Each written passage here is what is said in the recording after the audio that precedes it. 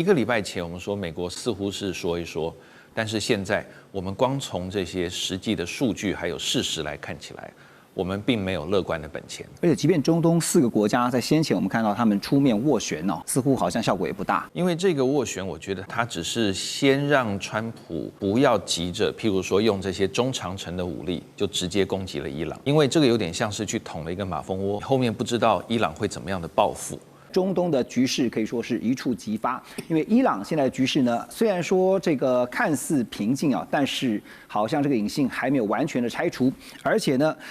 在这个局势呢，本周呢看起来是越来越紧张，因为美伊两国现在不只是在嘴上互相呛虾而已啊，现在包括了飞弹、航母战斗群、战机全部到位，感觉起来不太像是要进行一场演习的样子，而且呢是更进一步的。像是战争要开打前的最后就定位，在画面当中，我们看到这个 X 账号叫做 Your Anonym TV， 那它是 Anonymous TV 啊，它旗下的一个账号，它就爆料指出说，伊朗在得到俄罗斯的同意之后，首度完成了射程达到1万公里的洲际弹道飞弹试射。这个飞弹的射程呢，可以直接覆盖纽约跟华盛顿，美国这些重要的大城市。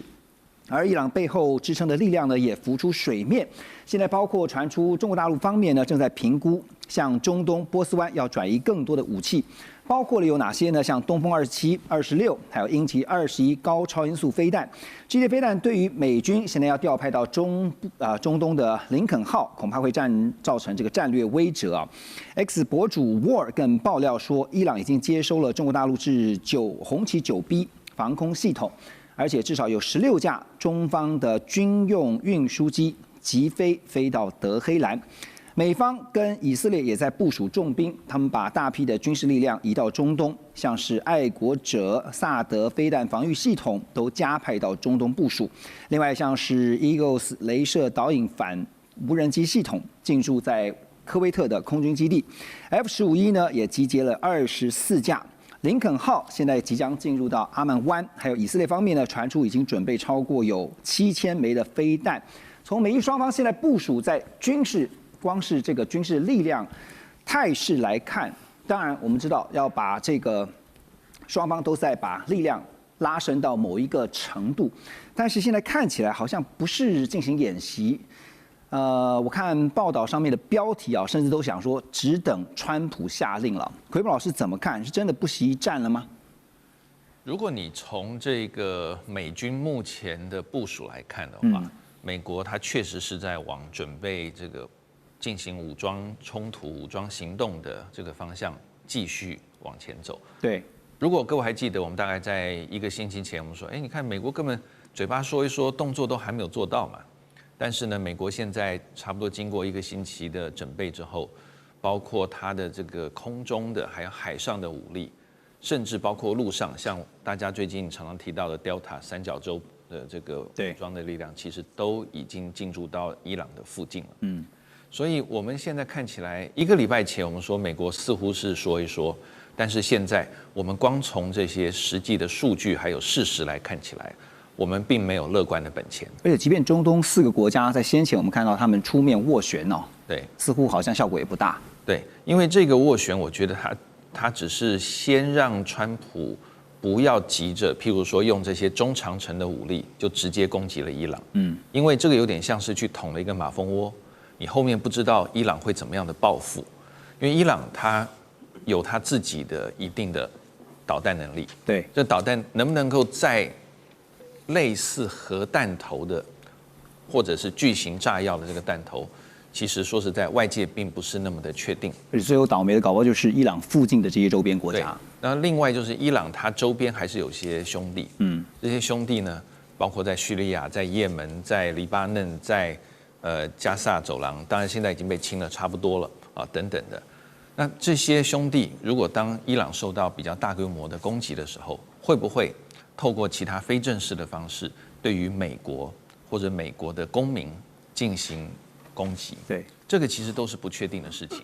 所以当然前面这个中东4个国家的斡旋，我觉得一开始只是希望局势不要往恶化的方向去前进。可是现在看起来，似乎因为这个川普给了2个条件了，伊朗并没有正面的回复。第一个条件当然就是说，如果这个伊朗可以停止处决这些街头的示威者，这是一个条件。第二个条件是说，如果伊朗可以说他不会重启核武计划。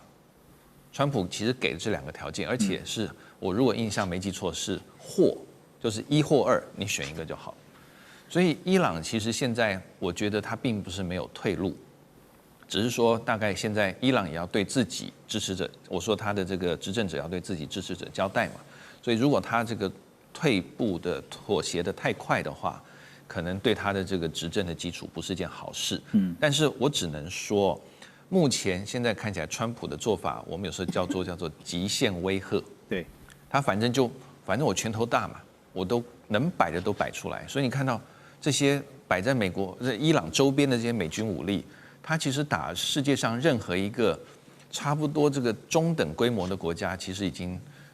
算是绰绰有余，就是一副大军压阵那种感觉。对，但是他的这个做法，我个人目前相信，川普还是希望，第一个就是让伊朗自己知道下台阶在那边，你就不要再处决这些街头示威的人，你就已经完成我给你的条件了，那我川普就可以不动用武力。那另外一个，我觉得川普也在思考，就是说，透过这样的方式呢，让伊朗的内部更加的不稳定，因为经济制裁我们已经谈太多了。那再加上伊朗现在内部，如果他们发现美国，就是说伊朗这些抗议者，他们认为说，美国原来还是挺我们的，美国还在。那这个时候呢，伊朗内部的政治，我觉得只是暂时的停歇了，后面还会有更多的这个波折出现。您提到内部的不稳定哈，其实美国现在如意算盘，可能就是希望伊朗产生内爆。那什么是内爆呢？因为伊朗现在真正的痛点可能并不是主要在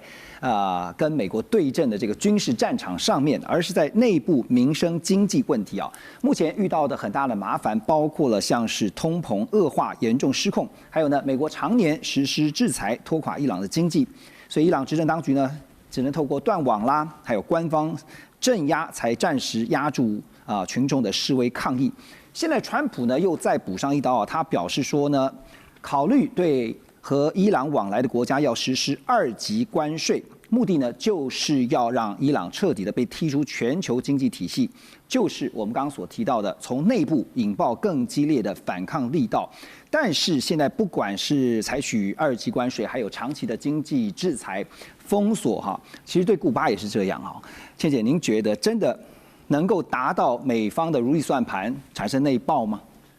其实伊朗是一个长期被美国制裁的国家，所以现在的极限施压就是它的制裁上面的叠加而已。这一个剧本呢是最常使用的 regime change 的剧本，就是从经济跟外交的压力促使你内部的政治经济的混乱，最后造成了内部势力推翻现有政权。对，而伊朗曾经被推翻过一次。所以我觉得从这个角度来看呢，美国还是在它的原先的剧本上增加它的力道，同时在摆了一个军事的态势在那里。我的看法是这样，这个军事的态势当然要打它很容易，但是毕竟荷姆斯海峡对于全球的石油、天然气供应跟所有的航运呢，它的影响力是非常大的。1/3到1/4的都是经过荷姆斯海峡，所以伊朗除了它另外还有一条陆上的运油可以出去以外呢，海上荷姆斯海峡如果发生问题的话，受影响的科威特、伊拉克、叙利亚通通都会受到影响。所以在这个情况之下，我们看一下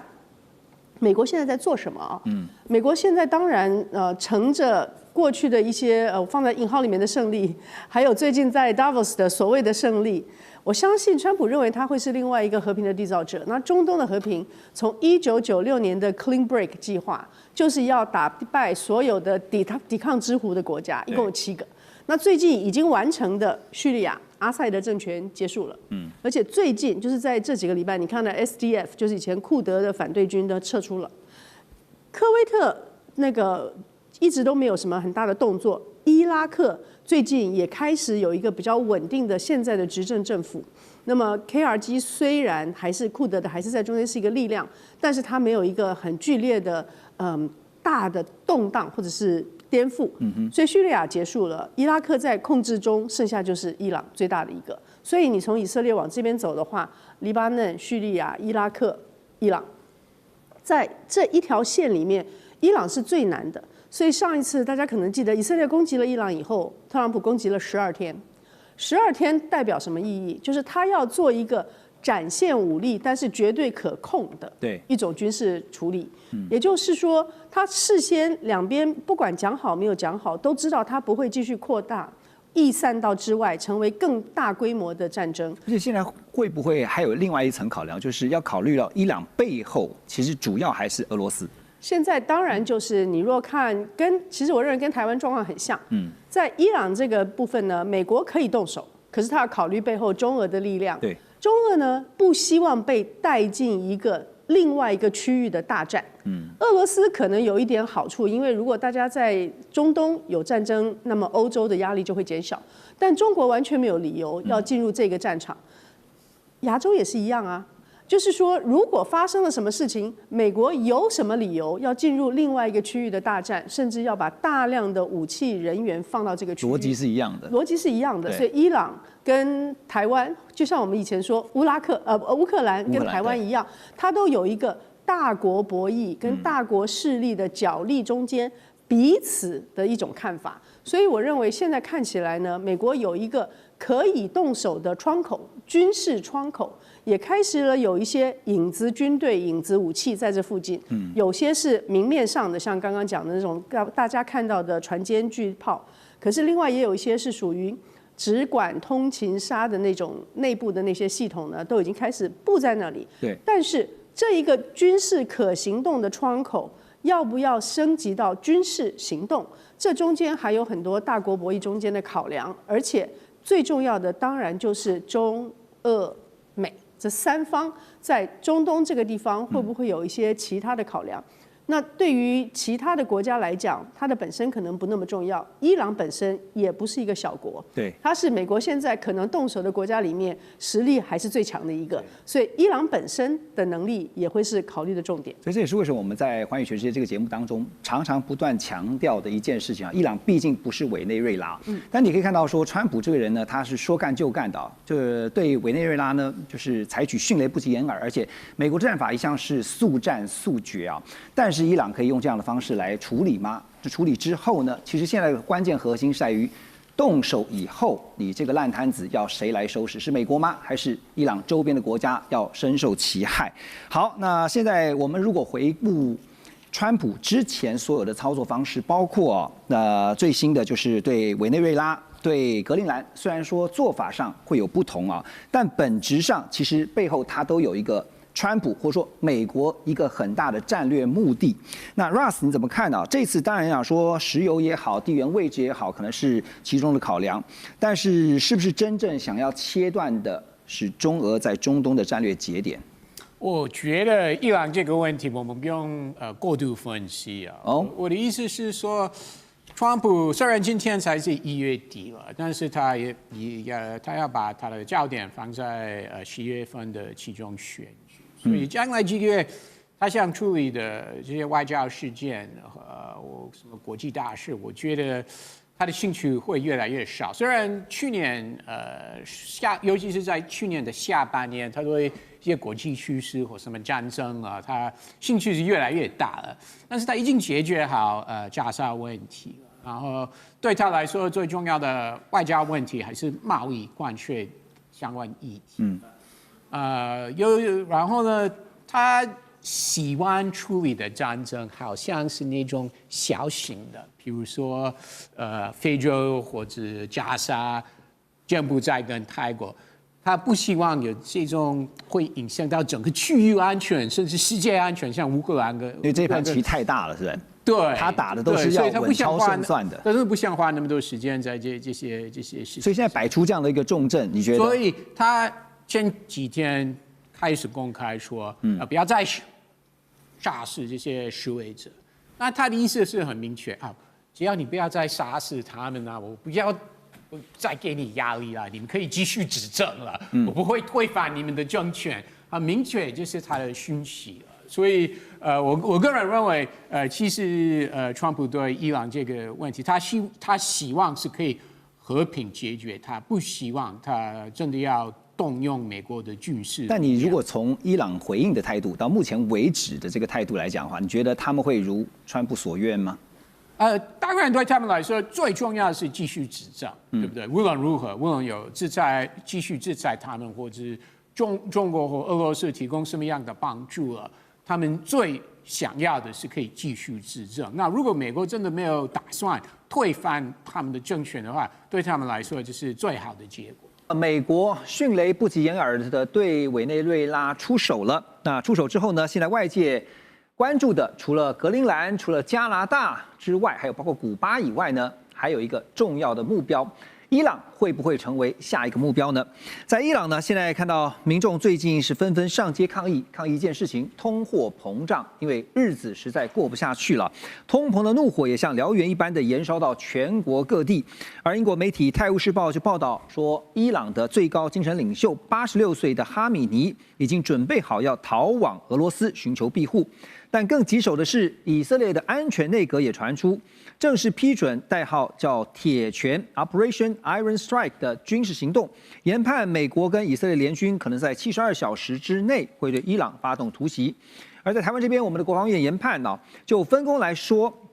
认为以色列打击目标应该是以伊斯兰革命卫队还有伊朗的防空武力为主。顺便也钳制他们的地面部队，而美国呢，则可能比照委内瑞拉的精准斩首模式。这个报道言之凿凿啊，把分工之如此精细都列了出来。现在看起来，这个军事冲突真的是很难避免了吗？委员，对以色列来讲，这个是一个难得的一个良机啊，正好是一个机遇，因为它伊朗内部出现问题了嘛，因为对以色列来讲，他以前最大的敌人是埃及，是叙利亚，可能还包括像伊拉克这样。可是这些国家现在基本上都对他构成不了威胁了，但是呢，在过去的这个大概20几年来，对他真正构成威胁的，坦白讲，应该是伊朗，因为不管是哈马斯，不管是真主党，不管是福塞组织，也门的福塞组织。这后面的主要的金主跟武器的提供者大概都是伊朗，所以他觉得要把伊朗灭掉，尤其伊朗是拥有制造核子武器的潜在能力，听说现在大概高浓缩铀有400公斤，所以他给他很短的时间，他可以造出来，就有核武威胁。对，所以以色列觉得这个是摧毁伊朗对他构成威胁那个力量的最好的这样的一个时机啊，我现在有一个问题在这里，就是说你能够对伊朗做到什么样的程度？你说斩首式的这样的一个行动，我相信他有能力。但是如果说要对这个国家完成相当程度的占领，或是派一大批的部队，不是全面的占领，至少对于德黑兰进行某种程度占领，我觉得不太容易了。是，因为毕竟这个。伊朗有165万平方公里的土地，有8800万人，这个是一个大的国家，没有错。很多人民，包括行政官僚，都对这些教士为主的这些掌管大权的这些宗教领袖是非常的不满。但是你的外国的力量进到里头去要攻击他的时候，我认为他们的。要去帮助以色列的可能性，坦白讲不是很高，因为这里要注意的一件事，其实是俄国，因为俄国跟伊朗其实靠得很近了，里海中间只隔一个亚塞拜然。对于俄国来讲呢，你吃掉了委内瑞拉，现在你要把伊朗给整得很惨的话，那我请问你，那我怎么办？这就是我想要继续请教您啊，就是你怎么看？就是因为我们讲伊朗，它毕竟不是委内瑞拉，您也提到了，不管是在文化上也好，宗教上也好，都是非常迥异的。那我想问的问题是，那接下来呢？如果真的以推翻神学式政权作为现在的主要目标，推翻了以后，美国自己也有前车之鉴啊，有了伊拉克，有了阿富汗的前车之鉴，他怎么去处理后面的 afterward 后面的部分呢？这个是很对，你讲这是非常好。像伊拉克，它就什叶派占多数的这样一个国家。你美国现在还在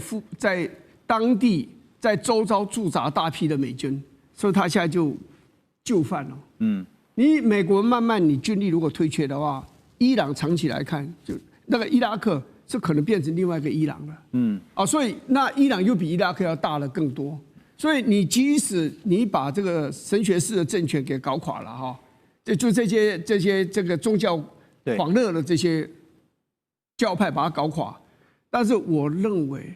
那个官僚系统留下来那些官僚系统，他们把伊朗把它稳定下来以后，他们依然不会跟以色列妥协。是，我认为这里面有宗教的问题，有历史的问题，还有很现实的，就是真主党跟他们的历史关系不容易切断，是，包括哈马斯，是，而且就已经有潜力可循了。所以林老师又怎么看呢？因为其实这个你到时候像是真的，如果像是一个马蜂窝，你捅了以后呢？这接下来要收拾的烂摊子非常的大，怎么办？英国媒体中东之眼呢，先前其实也曾经爆料，他们就发现说，在半年多前，伊朗跟以色列停火协议签署不到半个月的时间呢，中国大陆就向伊朗紧急交付了大批的防空导弹系统，而被认为呢可能是红旗9B，交易的方式更是采取石油换武器的模式。那么伊朗呢，以价值20亿美元的石油换取中方的歼20隐形战机，还有 HQ9 防空系统，还有就是歼14雷达。好，那么我要问的就是这些中国大陆制的武器系统，如果真的是如同媒体报道，那它能够为伊朗的防御甚或是在攻击上面提升多少的战力？我觉得我们这边要先把它分开来看。第一个的话是它的一个战斗机跟它的防空系统，这两个是不太一样的。那我们先说这个战斗机好了。这一边的话，报纸这一边的一些媒体说是这一个歼20，我觉得歼20机会不大，因为歼20的话，今天其实中国它自己生产的量，它自己都没有完全去换装了，还来不及去换装。那你说还要现在全部把这些歼20送去给伊朗吗？因为其实对我们对中共的一个武器的一个研究的话，它现在是什么？研发一代，自己使用一代，外销一代。现在外销的话，它还会不会先是以歼10或其他像之前我们看到的印巴空战嘛，是以歼10这个系统为主的？那你现在就要去卖出歼20吗？除了电子作战的压制之外，也会去大量出动先进的一些战斗机。所以其实就这样子来看的话，它的一个跟我们很难去从印巴空战，还或者是委内瑞拉来去做一个比较，就是大家会觉得说，会不会变成一场又是中美制造的武器的一场实测大比拼哈？刚刚老师提到这个点的时候，我也特别想到说，这次大家在讨论委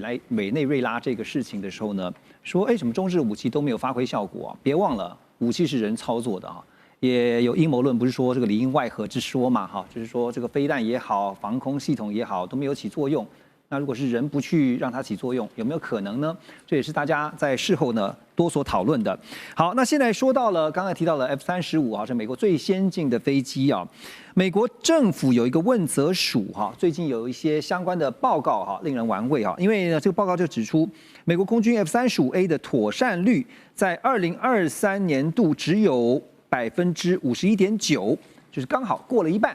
那数字呢，远低于美国国防部所设定的80%到90%的目标水准。也就是说，平均每2架当中就有1架 F-35没有办法在最佳状态下升空，所以情况显得相当严峻。而妥善率下降的因素呢，最主要是零件短缺跟维修延宕。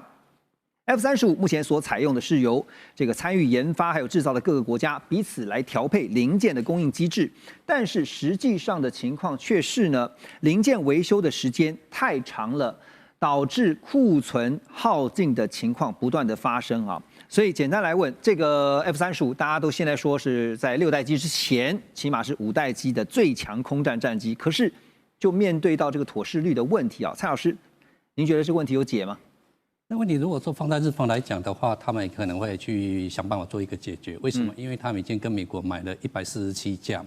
，F-35A 的话是105架，F-35B 是42架。那 F-35B 是要放在加贺号跟出云号上面。那我们知道日方他们在维修上面的话虽然是非常的强，但是他们还是要去做这一个方面的一个努力。这个努力我们可以从另外一个地方去看得出来，叫做马毛岛。马毛岛的话，也就是 F-35A 跟 F-35B 他们做训练，或者是说战时会发生什么战事的时候，整个都会移过去那个地方，那个是我们可以去观察的。那这个观察的话，我们也看到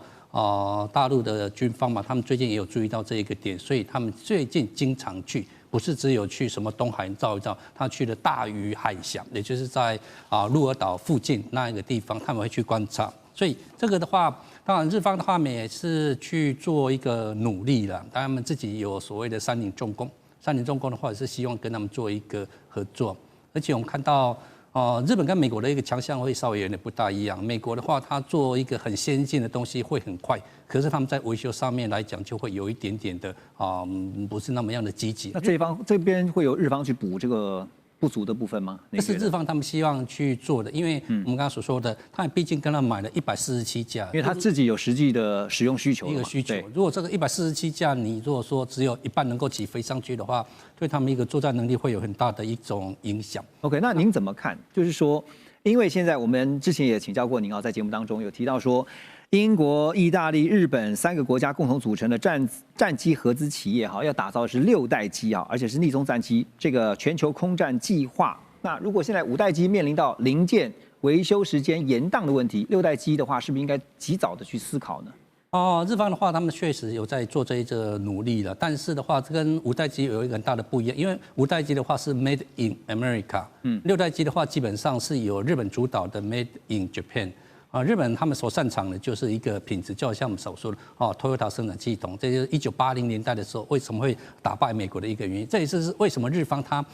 积极想要自己有一个主导权，不能够说所有的武器都跟美国买，因为我跟你买的话，不是只有硬体的问题而已，而且美国并没有把真正的软体整个都移交过去。我跟你买的硬体，我没有一个软体的话，我也不行。所以他们自己希望能够打出一条路出来，但是。在这条路的话，跟5代机有一点不大一样的地方是，5代机的话是你飞机不上去的话，武器不能够打出去，不管是飞弹，不管是所谓的炮弹，不管说你一定要飞机要飞上去。但是6代机的话，它是一架飞机上去，它会带很多的无人机。无人机我们可以讲，它就是一种消耗品。消耗品的话飞出去没有带回来的话，这个不会有太大的一种问题点。那没有问题点的话，它的良率自然会从 Made in Japan 他们所擅长，会把它做得非常好。这个是我们不同的一种想法。是。那不同想法的话，我们又可以看到，因为做了6代机，最重要还有一个地方就是在晶片上面，因为我们知道日本跟台湾的关系非常的好嘛。那非常好的话，这个晶片的取得上面应该不会有太大的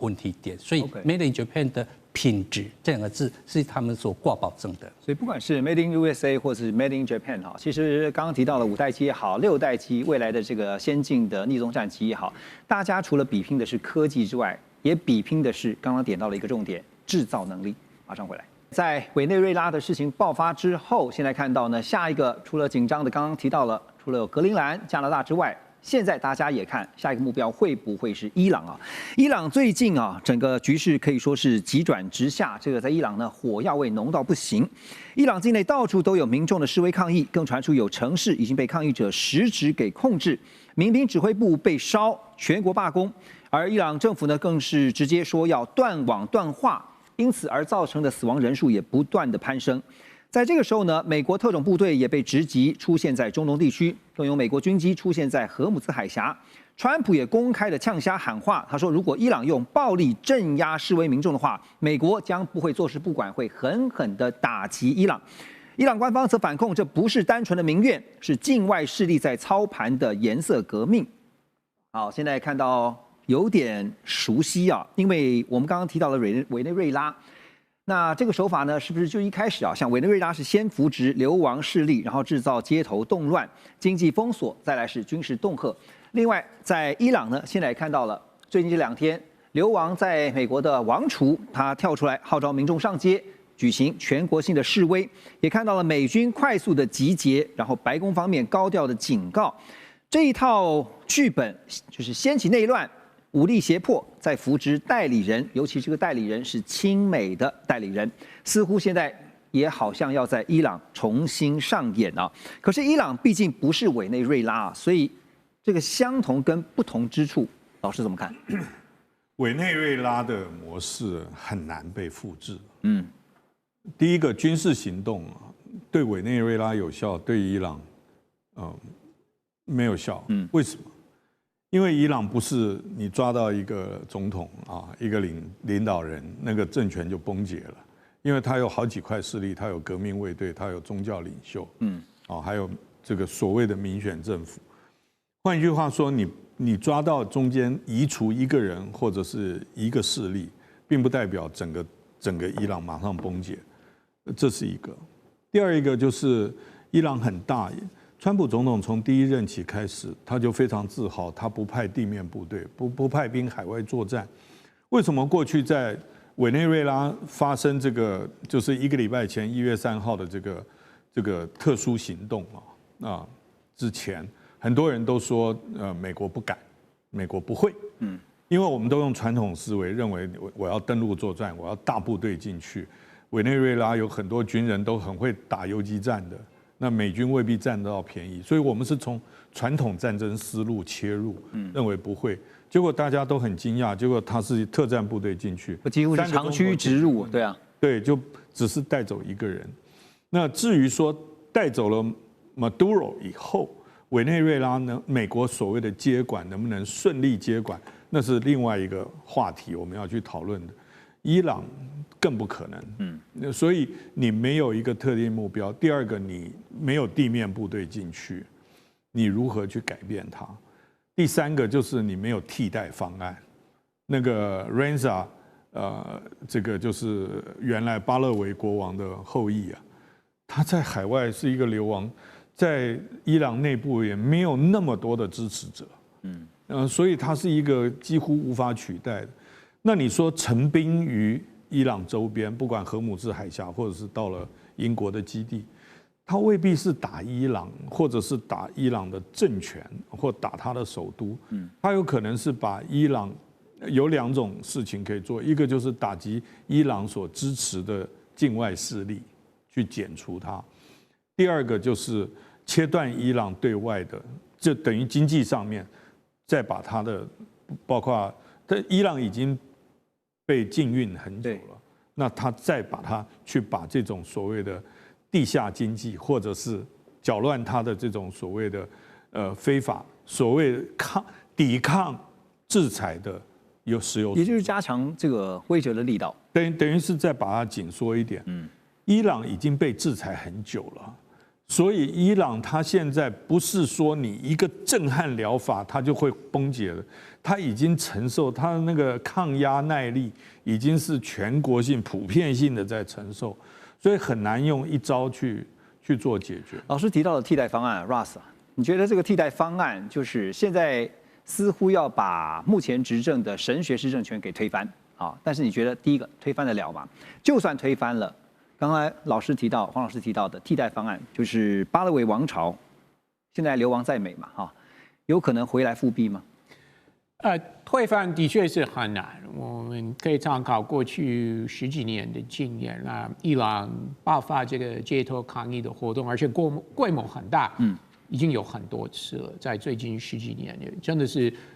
很多次，而且是不同的理由，偶尔是因为反贪污，偶尔是因为经济状况通货膨胀，偶尔是因为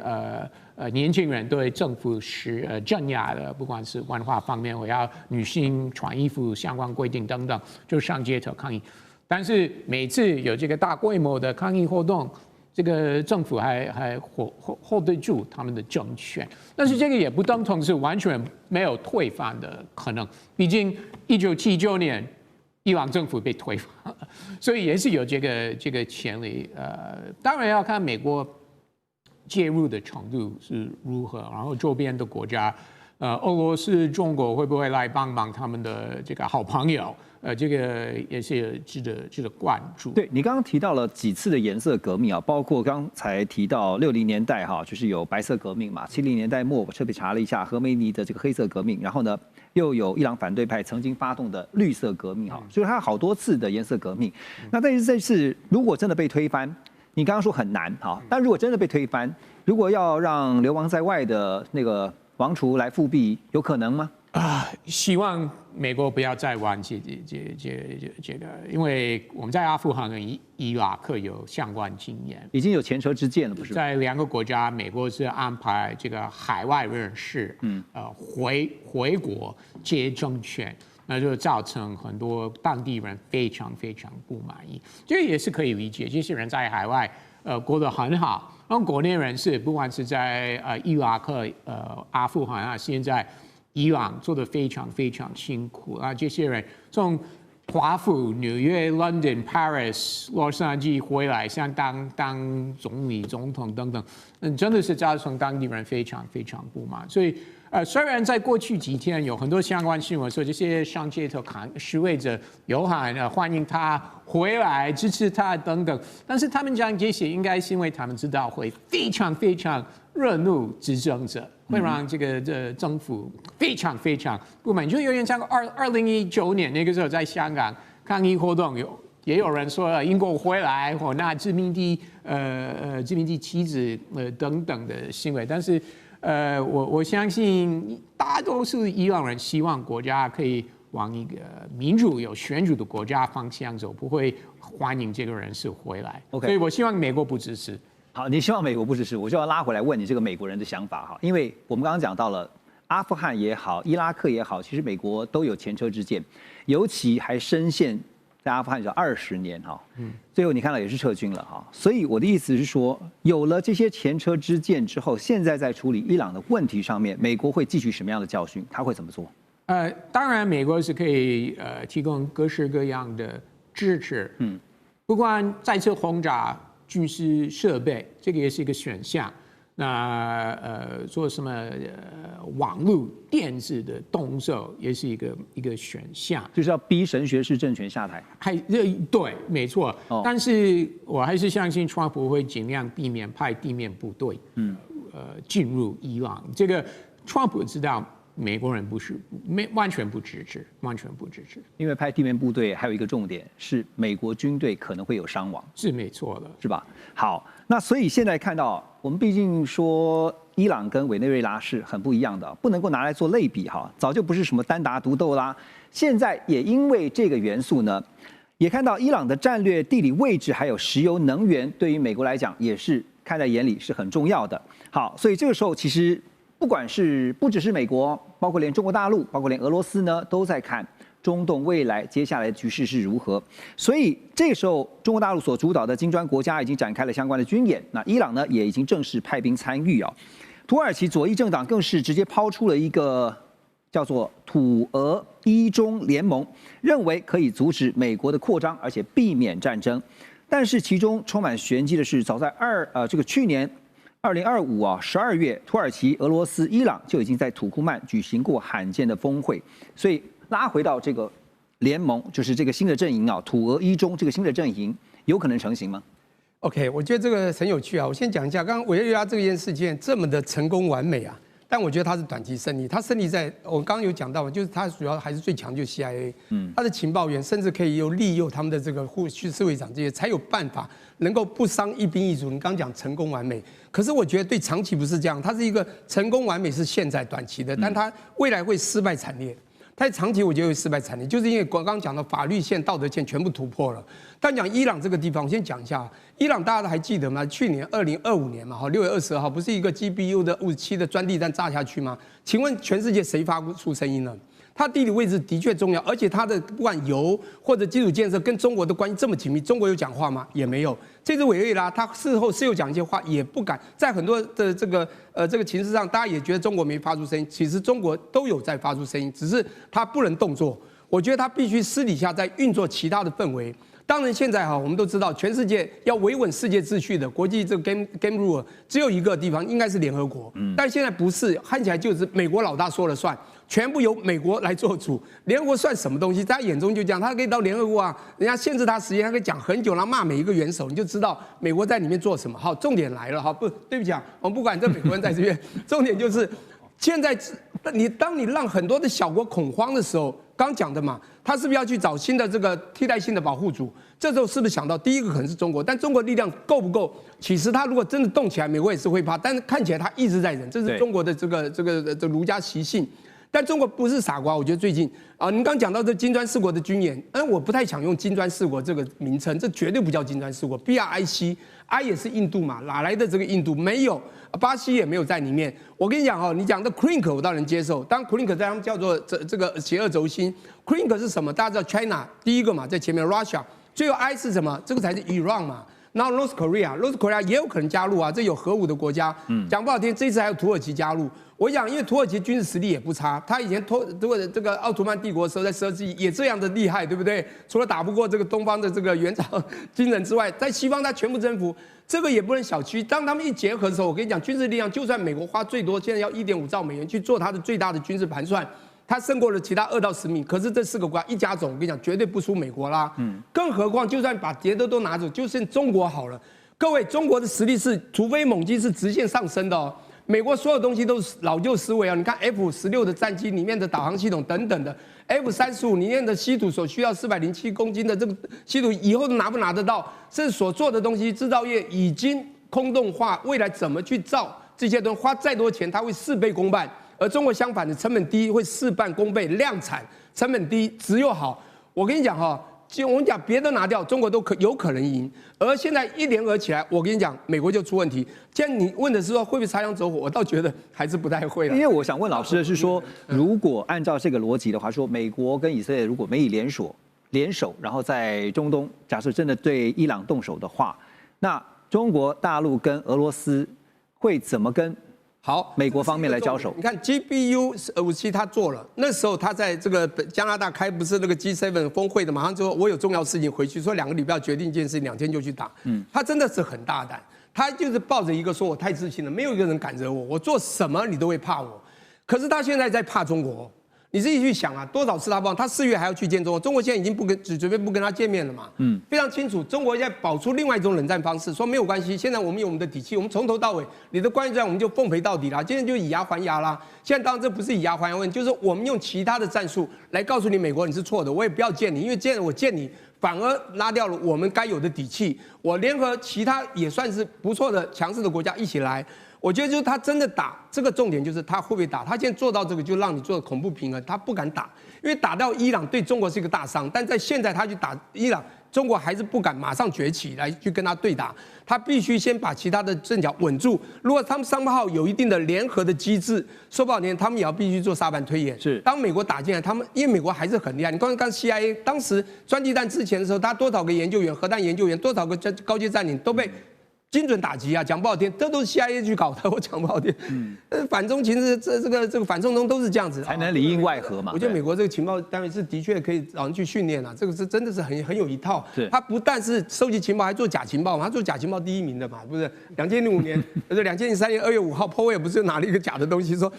毁灭性化学武器，我们找到了。反正就这样子，现在不需要了，也不需要做假情报，由川普一句话就可以打人，知道吗？对，从这个聂老师刚刚的分析，其实是可以理解到说，美国它擅长它的强项是在于说快很准啊，它这个速战速决。但如果这个冲突一旦进到了延长赛，也许就不一定能够占得了上风。我们说，如果关税是一场引爆全球的新冷战的话，那么现在包含了俄乌还有中东地区现在还在持续的战争呢，恐怕就是热战的前线了。那说到了中东啊，那么特别是对于伊朗，美国财政部在8月7号再度出手，对于18个与伊朗相关的经济实体与个人祭出最新的制裁。美国财长贝森特还撂下狠话，他说呢，这么做就是为了要斩断伊朗所有逃避制裁的阴谋，切断他们的金流还有武器计划。但是这个美国的制裁恐怕没有办法奏效，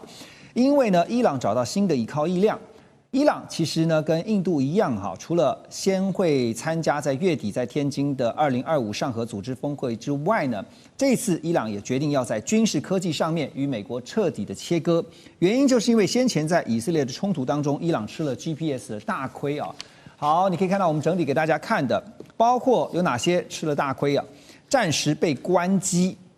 因为 GPS 呢被美国的军方所控制，关键时刻美方竟然随时调降特定区域的讯号精度，让他们没有 GPS 没有讯号可用。还有呢，飞弹打不准，因为呢伊朗所发射的弹道飞弹多次被证实这个精准度远不如预期。还有就是核心人物被斩首，因为呢信号被追踪，然后被定位，导致呢许多的像核相关的科学家跟高级的领导者指挥官都被暗杀。所以，伊朗想到的一个解决方案，就是要全面接受中国大陆的北斗系统，不止导航系统要换成中国大陆制。以色列驻美大使更是点名说，中国大陆正在帮助伊朗重建整个弹道飞弹计划。所以现在从导航，全面改用北斗，再到这个有出面指控说呢，中国方面呢指控协助发展弹道飞弹哈，所以是不是看到了中国大陆跟伊朗之间的军事协力或战略合作的轮廓越来越清晰了呢？这一点文章老师怎么看？那当然，一旦呢这个伊朗由这个本来的一个GPS 由北斗来取代啊，那意味着其实中伊的一个军事合作是一个升级。我先破题是这么看的哈，因为毕竟这个伊朗长期使用这个美国的 GPS 啊，那当然就像主持人所讲的，不论是它的导弹的精确度，然后包括它的战场定位甚至呢高层被这个要暗杀已经被锁定，对，所以因为怎么样？因为在这个战时其实如果你用敌方的一个所谓导航系统，那当然自然而然的就是把自己给推上了这个断头台坟场所以这个时候。此时刻，当然印度要去这个伊朗要换成这个北斗是有它的存在性因为北斗系统呢其实是现在中国一个非常强的一个部分因为从这个2020年它建成了北斗之后其实也随着北斗建成，它不管是它的这个从航母就从这个南水海域海军的一个成立那自然而然的它就是用北斗来能掌握整个一个导航嘛，所以能让够它除了军事化的一个更加的投射更像蓝水之外呢，其实它也用这个东西来投射给它的盟国就是伊朗，这是非常典型的。我不只是国内的一个内需，而且我是要透过这个导航，甚至它的武器来怎么样来辅助一带一路。因为一带一路我们都是指一个基建嘛，只是一个剩余的它的一个所谓的资本的一个连接，但实际上它现在这个一带一路的2.0版它用所谓的不管是它的 GTS 或是武器来辅助它的一带一路。那为的是什么？就是要在跟这个中美博弈的情况之下说，你美国你要去压制它，但实际上中国也有底气来反制你，因为它不但一带一路，而且还加上刚主持人所讲的，其实在北斗里面，其实北斗里面它是非常一个非常强，一个非常我觉得强而有力的一个导航系统。因为如果没有导航，那自然而然的那这个效果就不佳。再加上呢，其实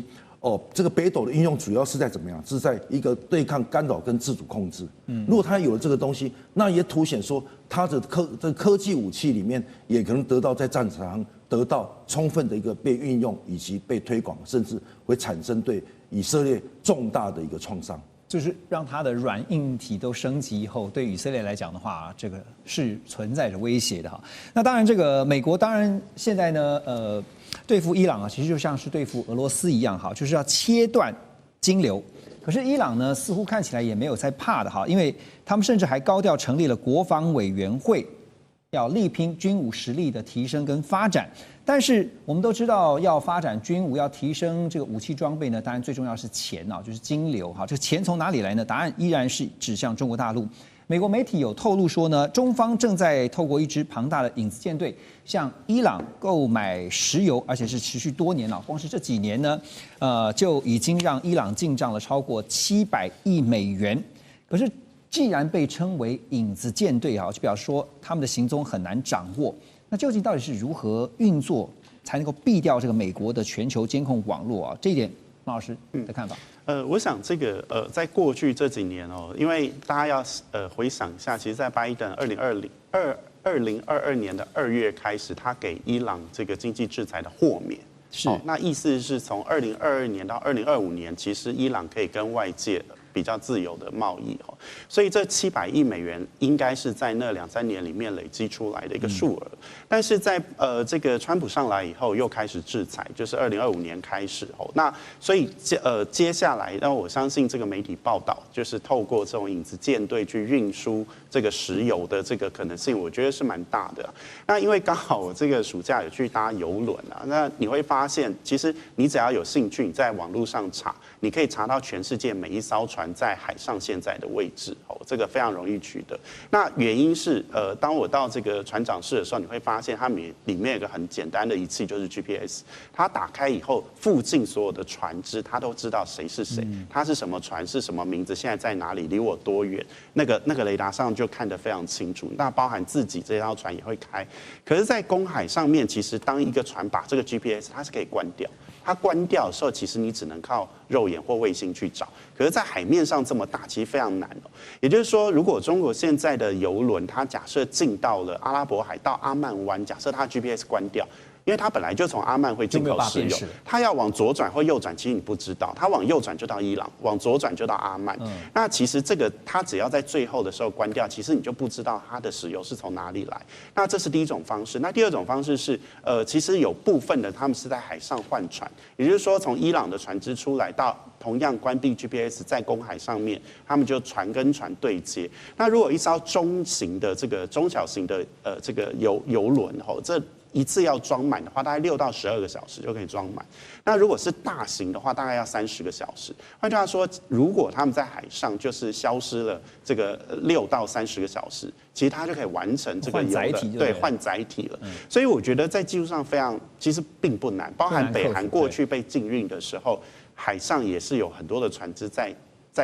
到一定的纬度的时候，就会关闭 GPS。那你很难猜，除非你这个长期的监控跟监。但是我觉得海上的那个范围不像陆上，它非常的难找到这些船在哪里。所以我觉得实际上的操作在接下来假设中伊之间要改善，就是要持续他们要深化关系的话，透过这种石油换金钱的这种方式，我觉得是存在可能性。所以我们提到说，像伊朗，特别是跟以色列之间，现在整个中东的局面啊，有可能会因为说他们就维持这样的一个模式，就是依此模式，或者是说包括不断源源可以透过这个石油贩卖的经济来源，然后呢维持住这样的模式，然后改变目前的中东局势吗？您觉得？我觉得其实是有可能，因为你看这个乌俄战争在乌俄战争以后，中国对俄罗斯采购大概占了就是石油大概占了它现在20%啊，那比例非常的高。那也就是说，中国大陆本来它1年就要50亿桶的石油，本来就要买，跟谁买？他可以决定嘛？那这个买，对他来讲一鱼两吃，就是我又可以买到便宜，然后又可以资助你，然后这些势力其实对美国都是站在对立面嘛。所以我觉得对于中国来讲，他这个作为其实是百利而无一害。那我觉得他在经济上会有很大的诱因，愿意去做这件事情。那就是买卖，我也不对你做军事援助，但是我就是也为了我自己的利益，也为了你的利益，然后它会让乌俄战争僵在那边。那同样的，我也会觉得它会对以伊之间的冲突，也会让它有某种程度的延续。对，所以这样听下来，其实中东问题哈，其实不是川普想象的这么简单啊。说他这个不管是技术制裁，或者是说要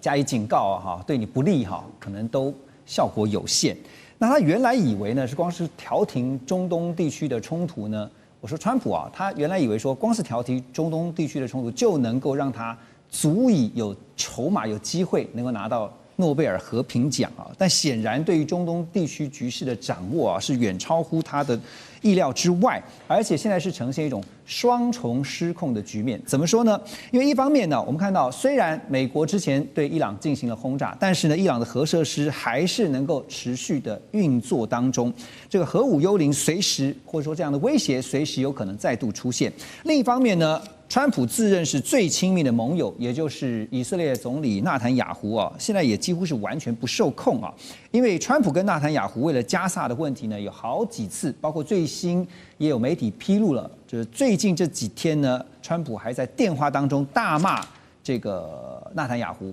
啊，说这怎么好像都不受控哈。压制的敌人压不住，控制的盟友呢控制不了哈。显然这个算盘是有点打错的感觉，所以现在川普的做法让人感觉是都好像只是在治标不治本啊。包括中东问题的解决，最近也听到了，像英法两国都已经相继的提出说，那我们就用两国方案，因为他们认为这是最佳解决方案。而且呢，法国也说呢，在9月份最快呢就能够在联合国大会上面哈，就是承认巴勒斯坦国。但是美方现在就是不表态哈。那川普现在连纳坦雅胡都控制不住。这中东局势确实是不是超出了他的自己的掌控或者是预料？大使认为，中东局势怎么发展，我想很难说。不过以色列如果让内塔尼亚胡继续干下去的话，我想川普会更尴尬。他的立场会更尴尬，因为现在美国的自由派包括 CNN 都已经在攻击内塔尼亚胡，因为他在这个加沙走廊那个种族灭绝做得太过头了，太超过了，太超过他。而川普到目前为止，他还没有公开的表态。那这个对于美国内部是不是有人会继续支持川普这个政策那都是一个很大的问题。因为内塔尼亚胡的做法，事实上在犹太人自己的社区里面，也是变成一个争议性的做法。那所以就变成就是说，这个就要看川普在什么时候要表态了。因为事实上，把这个在这个加沙走廊的200多万的这个还剩下210万的巴勒斯坦难民赶出加沙走廊，川普是跟内塔尼亚胡是站在一条线上的。你记不记得川普在这个加沙走廊这个战争稍微告一段落的时候，川普提出来的加沙走廊未来的方案是把加沙走廊的巴勒斯坦人通通移走。然后盖地产，他说：“你们这个地方，你们还住在这干嘛呢？到处是一片荆棘，到处都是什么断垣残壁。我找个地方把你们送到别的地方去，对。第一个巴勒斯坦人不愿意，你这个把人家民族移民移的乱移的有一个人很有名，我们也记得叫斯大林。斯大林在苏联的时代，他把这个现在克什米尔这些人他不爽的他就把他通通移到这个西伯利亚，那他到处乱移。他那个时候因为苏联是个多民族国家，到处乱移。那川普也是感觉上好像是有点像现在的现在的斯大林。他说：“你们这210万不要住这里，我找个地方让你们移走。”那问别的国家要不要接纳，没有人要接纳。对啊。前一阵子他跟某些非洲国家接纳，他可能要收买，也没有人要接纳。对。所以就整个方案都死在，所以要把巴勒斯坦人赶走，他跟内塔尼亚胡是一样的。那只是现在内塔尼亚胡的做法让川普也没有办法接受，因为国际社会都反了。你知道这个大概2个礼拜前，这个联合国的这个难民总署他说，现在巴勒斯坦，这个就在这个加沙走廊里面有1/3的人口是属于营养不良、饥饿状态，70万人现在是营养不良、饥饿状态。我今天上午才听这个国际红十字会说，他说这个饥饿人口已经上100万了，非常不人道，对，上100万了。然后呢，这个小孩子、妇女是最脆弱的，死亡率蛮高的。然后呢，更可笑的是说，他这个发放粮食的机构已经打死了快2000人了。对，而这个机构呢，就是美国跟以色列共同组成的人道救援机构，其他全世界所有组织不能进去。这很讽刺。那他们设一个这个粮食发放站，变成一个什么？变成一个屠杀场。这个川普手上的鲜血，大家也看得到，他手上在滴鲜血美国的手也在那边滴鲜血。可是大使，川普现在感觉上是拿内塔尼亚胡没辙，你觉得杀手锏是什么？杀手锏他就是要警告跟内塔尼亚胡切割了。那现在他切割不下去对，内塔尼亚胡上一次去白宫的时候，他说：“这个川普先生，我已经正式提出了要求，叫这个诺贝尔奖颁发和平奖给你。”然后他还说了一句，他说：“所有在这个房子里住过的人，你是最支持我们以色列的一个人。”所以呢，拍马屁嘛。没有，就把川普一起拉下水了。所以川普看他什么时候要跟内塔尼亚胡切割了。以色列，我们刚刚特别提到，他们无视于这个国际的谴责，继续在加萨地区发动他们的相关军事行动，甚至先前也看到他们攻击了卡达的首都。那当然呢，这也引发了阿拉伯世界的怒火那在卡达，其实我们都知道，美国有中东，在卡达是一个最大的军事基地那结果呢，卡达也被攻击当然，这也使得阿拉伯世界呢，现在也在想，我们怎么样能够团结在一起沙烏地阿拉伯跟巴基斯坦在先前也就是最近这阵子呢，签下了一个战略共同防御的协议，也就是说，声明只要一方遭到攻击，等同对另一方宣战。而巴基斯坦的国防部长更进一步暗示说，巴基斯坦的核保护伞会涵盖沙烏地阿拉伯。如今呢，不只是卡达，就连阿联酋也表态说想要加入这个协议啊。更多的阿拉伯国家是不是有可能来加入这个所谓的4国联盟，甚至中东版的北约呢？好，那2个问题，第一个，会有更多的阿拉伯国家参与吗？秉佑怎么看？第二个，就算他们这个联盟成立了，对于以色列会产生什么威慑效果吗？其实如果大家对这个地缘上有一些理解的话，其实巴基斯坦跟沙烏地阿拉伯隔蛮远的，所以它怎么去形成这件事情，当然我觉得中国在背后因素应该是蛮重要的，就是说，在这个阶段下来，就是由于以色列的因素，让中东很多国家可能各自在以色列问题上对美国有所不满。但是这个并不是第一次，也就是整个中东的问题，从1960年代、70年代二战之后，一直都是如此。那这些中东国家很难去形成一个大同盟。当然，以色列在历次几次战争都表现出它更团结的一面。那当然，中东国家彼此之间的这种利益上的矛盾，也让他们没办法去真正统合起来，成为一个类似阿拉伯世界国家的这种。到现在为止，大概只有 OEDC 这样的一个经济的形态。但在政治上很难去有一个共识，所以我觉得就是这一次的一个很特别的契机，就是说，你看根本就没有领土相接的2个国家，为什么会去形成一个军事协议？它的核心的利益其实看起来是不太一致。如果说你要把它放在更大框架去看的话，那就是可能它基于整个对美国的不信任的这些国家，开始慢慢去透过这种方式去集结起来。那甚至我们看到就是说，在这些国家里面，只有巴基斯坦有核武器。是不是未来在整个这个区域的稳定的情况之下，那是由巴基斯坦提供一个核保护伞，而不再也有嘛？所以就变成以色列也有对，因为过去是这样子平衡。那当然，在更大的一个局势之下，是美国在提供这个所谓的核保护伞，也就是说，在我之下你们都不要再去打这个主意。那所以以色列当然保有的量非常非常非常少。那其实就这个数量来看，刚好跟巴基斯坦可能是差不多的等级之下，我觉得它是一个开端。它这个开端能不能延续成说，接下来是扩大成几个国家联合这件事情上，我觉得一直以来我们常常在看，就是所谓的政治上的协议跟军事上的协议，它是一个层级一个协议，到最后其实才是军事上的能够达到协议。那等于是你的整个区域的国家利益都趋于一致了。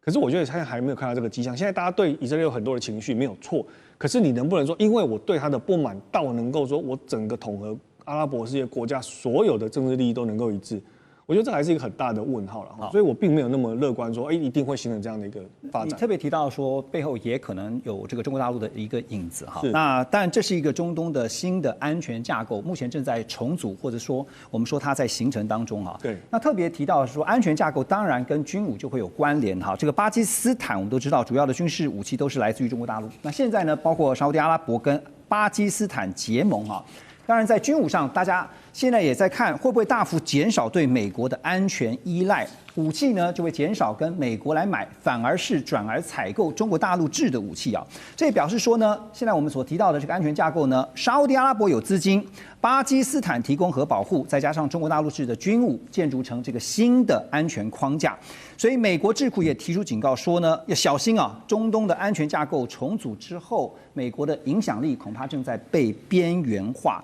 好，所以谈到了军武的部分，因为这次卡达被攻击哈，我们之前在节目当中有聊到20多个雷达站竟然没有任何的一些迹象，你是故意的呢，还是真的没发现？好，那所以大使您怎么看到这个军武交易背后的大国角力？其实这个并不是中国跟中国大陆跟美国角力之下变的，而是说长期依赖美国这个武器系统啊。以获取国家安全的大部分中东国家，现在对美制武器失去信心，或是产生怀疑。失去信心的原因就是这次这个卡达被攻击的时候，它的整个现代化的防空体系几乎完全停摆，那就会怀疑到美式的武器是不是在关键的时候不听他们自己本身的使唤，或者会突然失灵对，这个是一个很多人都这样看法。所以就变成他们就会立刻因为对美制武器的信心的丧失他想要去另外一个武器系统去加强他的防卫的安全的信心所以这一次沙特跟这个我觉得巴基斯坦会签下立刻成为这个军事同盟我想基本上有2个原因这是我看了很多的报道分析上，第一个这个巴基斯坦它是有核武的国家，所以这个是一个核子保护伞的问题。那第二个就变成就是说，其实巴基斯坦的这个军事不只是它的装备啊，它的人员的战斗力跟它的这个实战能力是很强的。而且巴基斯坦国内拥有的这些装备有美式武器，也有中国大陆的武器，甚至还有一点点俄式的武器啊。所以他们的这些武器它的飞行员，他的这些现代武器的这些人员相当的训练算是不错。再加上这次跟印度打这一仗以后他们事实上等于说声势更高。那他们过去他们就已经在输出一些他们的军事人员做佣兵，在这个沙烏地这些国家里面就已经在操纵了。所以呢，它是不是突然冒出来的？是它本来就有的。那另外，沙烏地阿拉伯这个国家事实上它越有钱，它越没有安全感，它需要强大的军力的保护，而且要有外交上的盟友。其实它最大的外交盟友是美国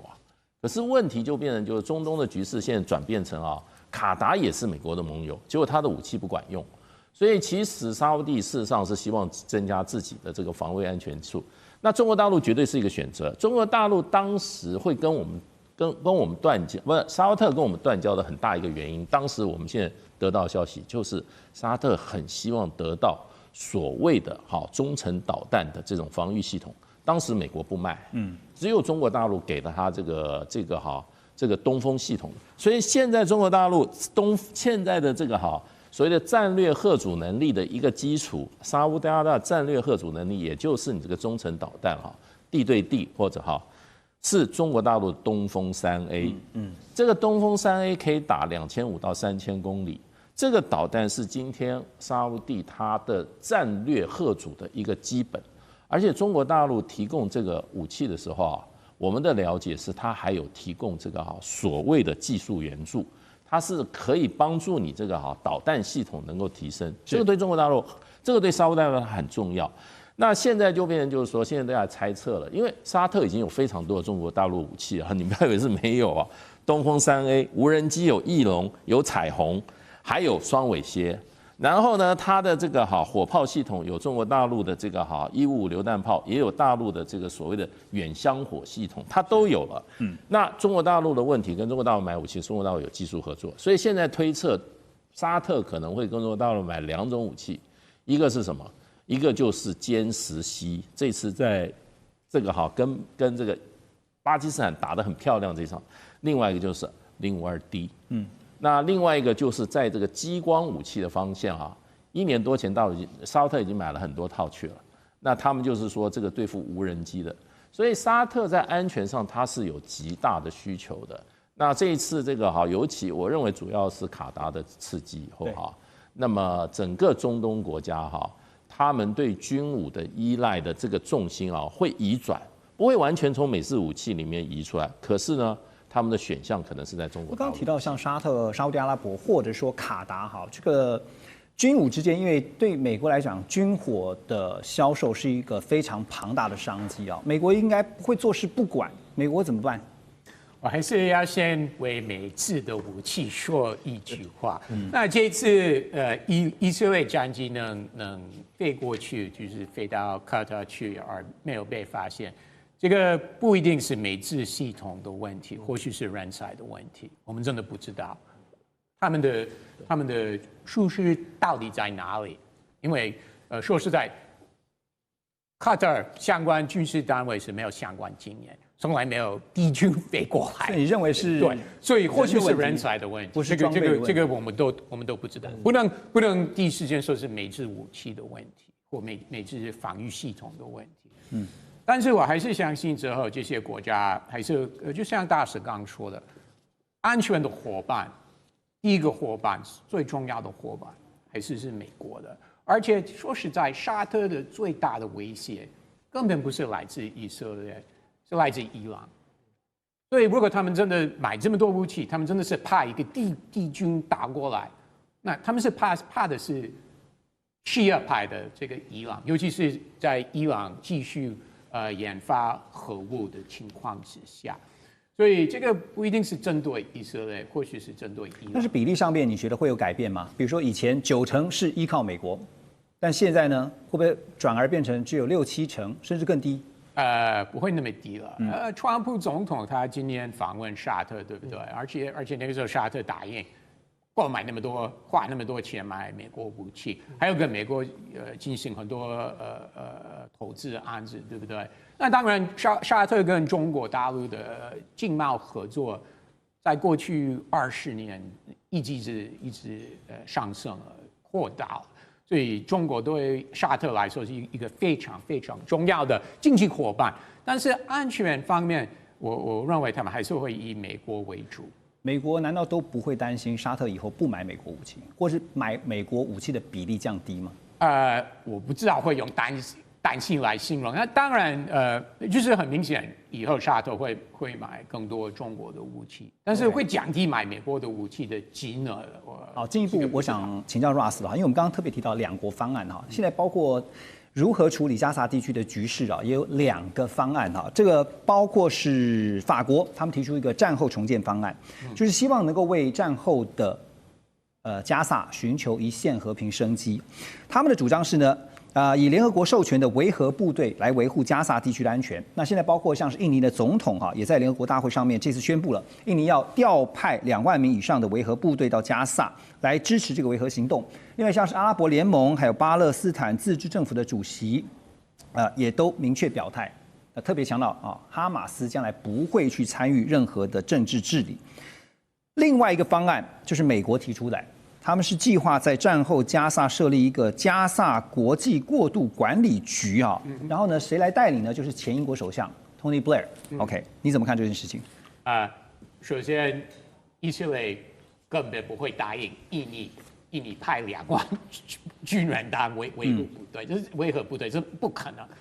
甚至印尼，我也问印尼朋友，他们说我们都反对了。现在国内。政治那么乱七八糟，总统是要把 focus 放在以色列那边，所以印尼人也反对，所以这个真的是印尼总统一个小话而已，以色列根本不会接受。那美国提出来这个呢？那如果是欧洲国家，还有包含以色列建交的阿拉伯国家，埃及、约旦、阿联酋，派部队参加，那以色列应该是可以接受。那甚至 Tony Blair 担任这个过渡机构的执行长，以色列应该也是可以接受的。那所以这是一个折中方案，是不是？我觉得这是以色列是可以接受的，因为这个是一个重点，不是法国总统说的就算，不是联合国说的就算，对不对？那为什么是以色列也要答应说的就算？那为什么是美国说的就算？你刚刚说这个是一个折中方案，以色列要同意才能执行，对不对？那如果以色列不同意，不管是任何形式的方案，那就没办法实行。那你刚刚说这个美国提出这个方案是以色列比较会同意？我觉得是可能性是比较大的，对。但是有几个基本的条件：第一，哈马斯100%要放弃武器离开；那第二。要派一个维和部队，要看是哪一个国家会提供